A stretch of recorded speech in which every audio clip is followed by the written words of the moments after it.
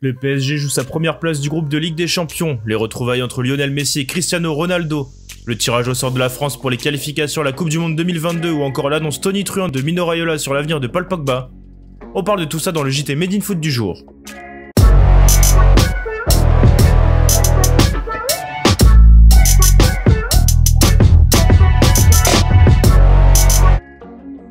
Ce soir, le groupe du PSG en Ligue des Champions va animer cette 6e et dernière journée de LDC.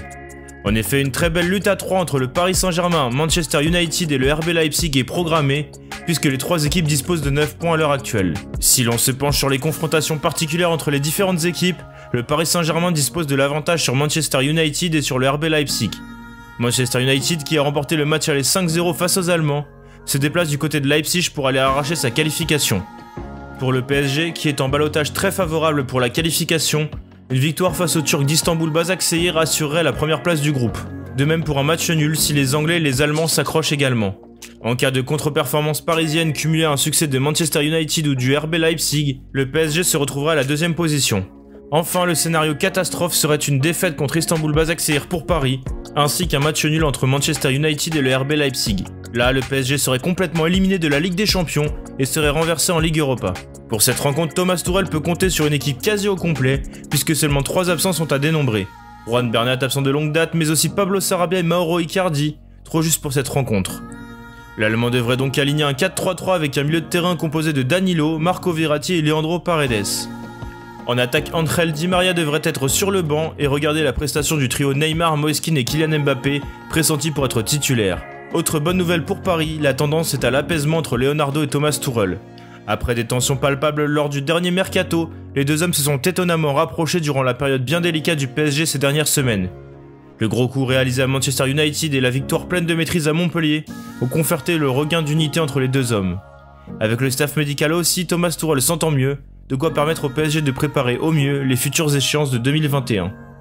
Rennes de son côté dispute son dernier match européen de sa saison ce mardi face au FC Séville.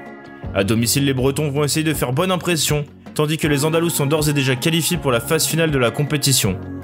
Avec un seul point au compteur et 4 défaites consécutives, Julien Stéphan, conforté par ses dirigeants ces dernières heures, espère voir un sursaut d'orgueil de la part de ses hommes. Pour cette rencontre, l'entraîneur de Rennes doit composer avec de nombreux absents comme Gomis, Rougani, Martin, Del Castillo ou encore Guirassy. Eduardo Camavinga de son côté est pressenti pour être sur le banc des remplaçants.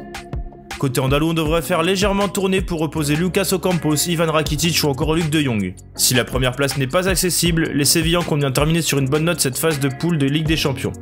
Mais ce soir, le monde entier aura les yeux tournés vers le Camp Nou et la rencontre entre le FC Barcelone et la Juventus Turin. En effet, les retrouvailles entre Lionel Messi et Cristiano Ronaldo s'annoncent excitantes, d'autant plus que Ronaldo n'avait pas disputé la première manche à Turin pour cause de coronavirus. Le Barça s'était d'ailleurs imposé 2-0 et compte bien conserver cet avantage pour la première place du groupe. Les deux meilleurs ennemis se retrouvent pour la première fois depuis le 6 mai 2018 et un match nul 2-2 entre le Real et le Barça en Liga. Espérons pour le spectacle que les deux hommes soient inspirés ce soir. L'équipe de France connaît ses adversaires pour les qualifications à la Coupe du Monde 2022. Pour se qualifier, les Bleus devront terminer à la première place du groupe D, dans lequel se trouveront également l'Ukraine, la Finlande, la Bosnie-Herzégovine et le Kazakhstan. Un groupe assez accessible pour les Français, qui ont de grandes chances de terminer à la première place et donc de se qualifier pour la Coupe du Monde au Qatar. Enfin, Mino Raiola a décidé de mettre la planète foot en ébullition au cours d'un entretien pour Tuto Sport. Le sulfureux agent italien a clairement annoncé que Paul Pogba souhaitait quitter Manchester United l'été prochain. L'histoire est terminée entre Paul Pogba et Manchester United. Il a un contrat qui expirera dans 1 an et demi à l'été 2022, mais je pense que la meilleure solution pour les parties est de le vendre au prochain mercato. Sinon, Manchester sait bien qu'il risquerait de le perdre sur un transfert gratuit, étant donné que le joueur n'a pas l'intention de prolonger son contrat. Les rumeurs concernant la prochaine destination du Français vont exploser dans les prochaines heures. Raiola a d'ailleurs déjà ouvert la porte à un retour à la Juventus. Merci à tous de nous avoir suivis, n'hésitez pas à liker, commenter, partager cette vidéo et à bientôt pour un nouveau JT.